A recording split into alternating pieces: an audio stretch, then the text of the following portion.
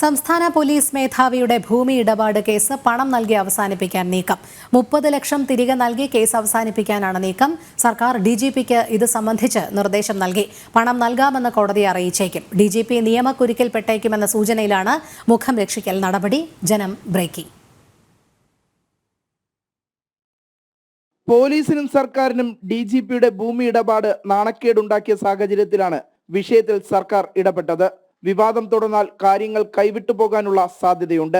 അതിനാൽ വാങ്ങിയ പണം തിരികെ നൽകി വിവാദം അവസാനിപ്പിക്കാനാണ് സർക്കാർ നിർദ്ദേശം. ഡിജിപി ഷേഖ് ദർവേഷ് സാഹിബിനും വിവാദം നീട്ടാൻ ആഗ്രഹമില്ല.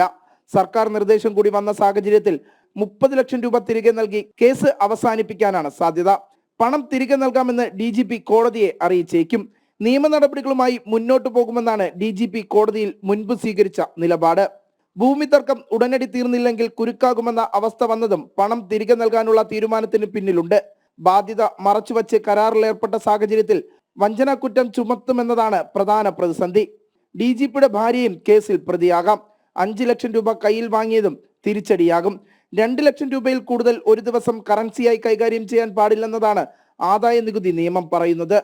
നിയമക്കുരുക്കിൽ കൂടുതൽ വീണുപോയാൽ സംസ്ഥാന പോലീസ് മേധാവി സ്ഥാനവും നഷ്ടപ്പെട്ടേക്കാം. നിലപാട് മാറ്റത്തിന് പിന്നിൽ കാരണങ്ങൾ ഒരുപാടുണ്ടെന്ന് സാരം. ജനം, തിരുവനന്തപുരം.